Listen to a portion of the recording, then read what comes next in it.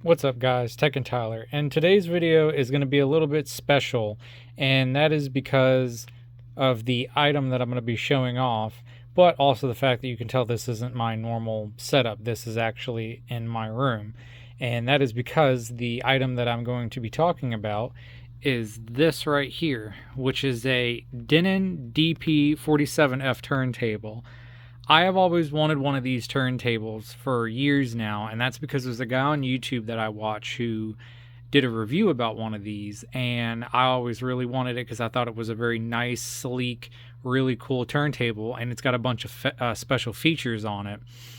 And they made two different versions of this. I got this version because this is the US version. This is the 120 volt version, and it's also wood grain with the black, which looks really nice. Then there's also the Japanese version, which is wood grained and silver. So all of the black pieces like here, and all like the tone arm and the weights and everything, it's all silver on the Japanese version.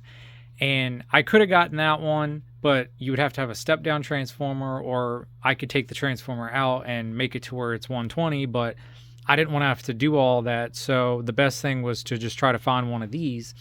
And I've only ever seen two of these for sale. And the first one sold, and I got lucky and managed to find this one.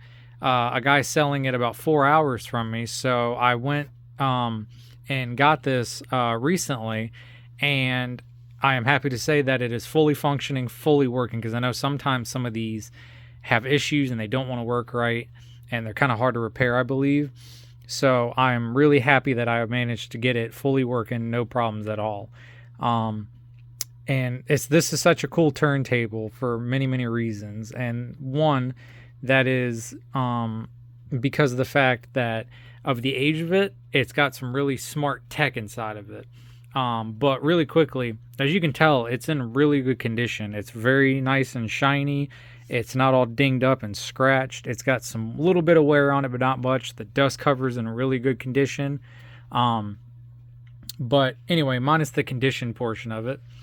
As you can tell, there's a lot of buttons on the front of it here, and that is because you have power, then you have the speed, which is 33, 45, you have locate, you have lift, up, and then repeat on, start, stop. This is a fully automatic turntable, and when I say fully automatic, I mean fully automatic, and it's got some special features about it, like I said, and that is, if I turn it on here, you can see the light there comes on, and you can see that arm move. The arm moves because there's a electronic solenoid or magnet inside of it, and it automatically adjusts the speed, the weight of it. It's all electric for the adjustments for the weight, for the grams of tracking weight for your cartridge and everything. And it's all done by adjusting this little wheel in the back here. But there's also the anti-skate dial right here too. This is a big part of it as well. So it's more of the adjustments with the anti-skate versus the weight. The weight, all you need to do is adjust it to where this is balanced. So when I turn it off, this will just free float and be just kind of, teetering there. And then when you cut it on, it drops it, because it's getting the magnets pulling the weight down on it, which is really cool. Now this light, the reason why this light's here is, as you can tell, there's holes in the platter here, and that light is actually telling the turntable to automatically adjust it to either 33 or 45. So these holes have sensors. There's sensors underneath the platter here that the light hits through these little cut-ins in the platter. And so when you have all four of the holes covered, it automatically can tell that it's a 33. And when you have just the two covered up and the two outers exposed, it adjusts it knowing that it's a 45. So it's really cool. I could take the platter off, but I don't want to do all that just because I just got this and I kind of want to not have to take it apart. I just want to use it because this was not cheap to get. It's the cheapest I found it for, because I've only seen two for sale, and the first one sold for about what I paid for this one, so overall not a horrible deal. But yeah, those little holes there adjust it, and so underneath, like I said, there's two sensors, one here where the light shines, and then there's also a tape head, and that tape head reads the platter spinning to know that it's at the speed it's at as well. So it's really, really cool. Also, sorry about being all over the place with the camera. I'm freehanding it because it's in a different location than where my tripod is. But if I, let's say for example, let me grab a record here and I'll put it on, and I'll bring you right back once I get the record on. I'll be able to show you the differences in the speed adjustment. So let me grab that real quick and I'll bring you right back. Okay, so now that I have a record on it, I just have some Christmas music on it, which I'm not going to play due to, YouTube having copyright strikes. So I'm just going to play it just to show you the functions of it. So for example, it's in the rest mode, but if I hit this button here, which is start, it automatically lifts up the arm, brings it over, platter starts spinning, and it automatically drops it right on the record. And then you also have features like the lift arm button, so you can lift it up automatically. You can locate it without having to touch it. You can automatically move it forward. You can move it back, which is really, really cool. And then you can just re-hit the button for the lift and it drops it. You have repeat, which repeat will just continuously play the record over and over. And then you have automatic buttons for 33 and 45, which you would need those in the case of, for example, like, let me stop this. And you would need them in the case for reasons of transparent vinyl records, which now let me get a 45 on here and I'll be able to show you the turntable working for that. Okay, so now I have an adapter and a 45 on here. So I haven't pushed anything. None of the lights are lit up or nothing like that. If I hit start on this now, if you watch this here, it automatically adjusted, as you saw, from 33 to 45 as the lights went back and forth. So now it can play a 45, automatically adjust the speed to it without having to hit anything but start, which is really, really cool. So now if I hit stop, brings the arm back. And this also has a braking mechanism in it too, which allows it to somewhat stop, usually in the direction of where the lights hitting one of these sensors. So now with the 45, let me go ahead and just carefully take this off. Set that down on its sleeve. Take this adapter off. So now the reason why I say it has the special feature of, the switching of the speeds for what type of records on it. If you don't have a record on it and you accidentally hit start, or you hit start with the record not being on it, it doesn't play it. It won't do anything. If you hit start, it will start moving the arm, but once the platter spins and bam, as soon as one of them holes hits that light, it automatically can tell that there's no record and it's not going to play it. Well, that does become a problem with the transparent ones, like I said, because the light will shine through the transparent record, and when it does that, it's going to not allow it to play, and it thinks that there's nothing there. So this company actually came out with a really smart idea, and that's, if you look on the back of here, there's different holes on it, and if you look on the platter, there's different holes. So if you wanted to align this to where the light shines through, you align it with that. But if you take it and you flip it the other direction to where the holes are lined up with the other side of the holes,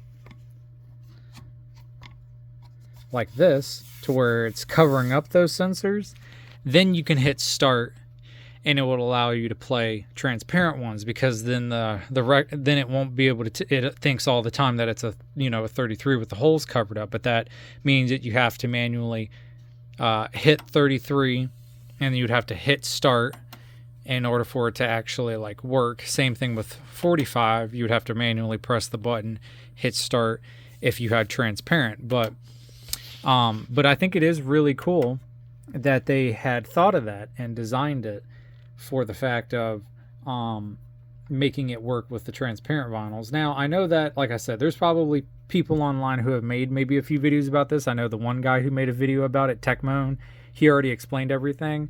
I'm kind of just pretty much repeating what he said for a lot of this because it's basic knowledge about these turntables and how they work, but he was showing off the, the Japanese version where I have the US version. So it's a little different, but they do work in the exact same way.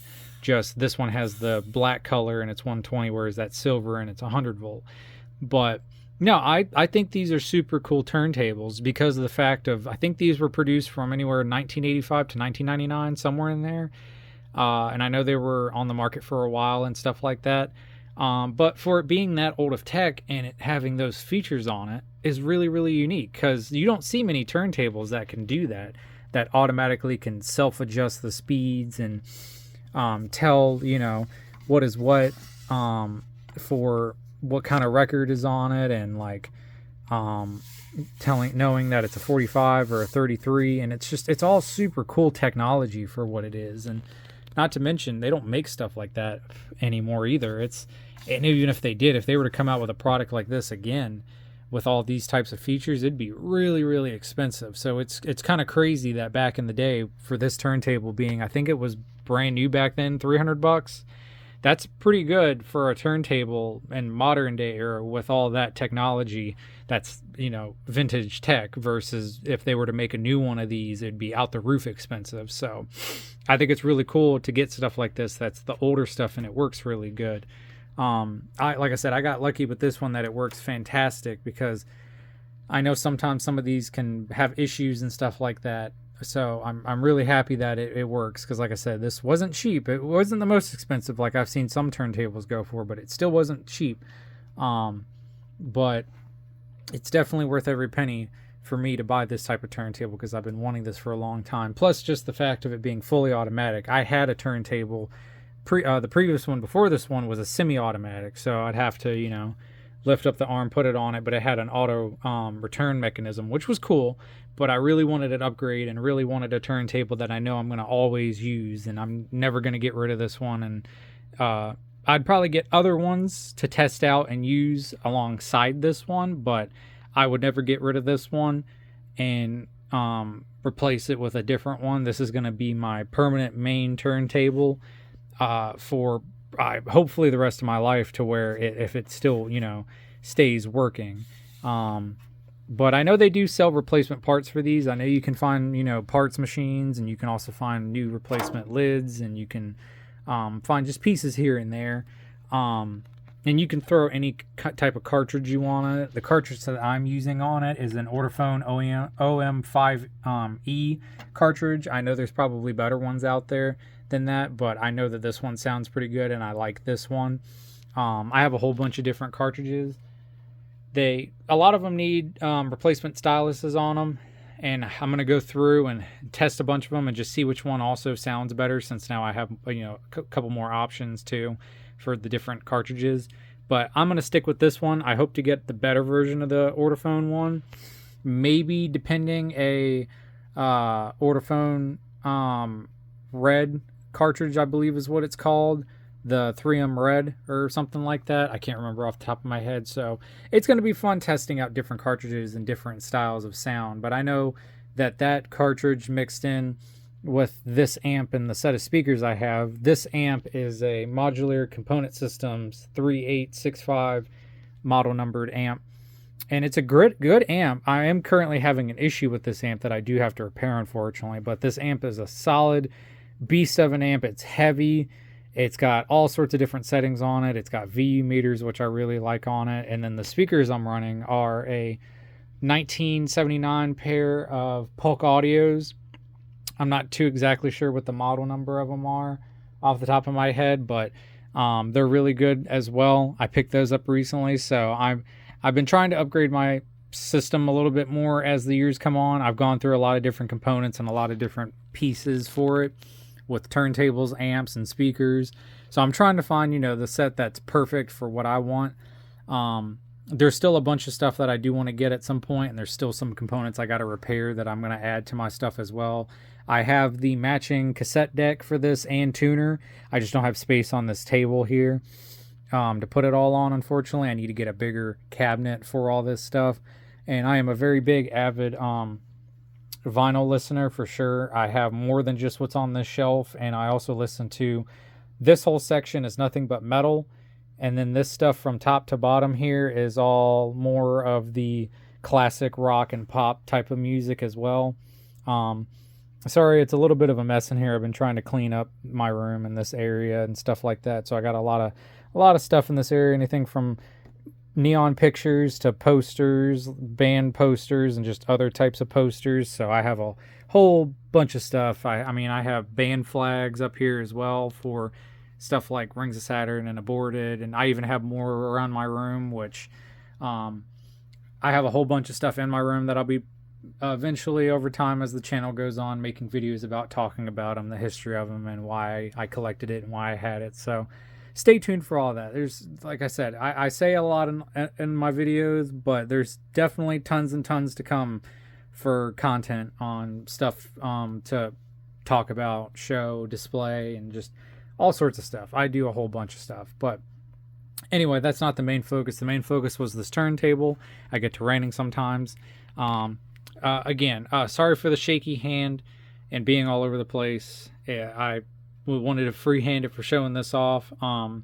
Also, another thing about this turntable is it's got one plug on it for power, and then it's got the left and right audio channel cable with a ground. So nothing crazy for connections. It's just basic connections.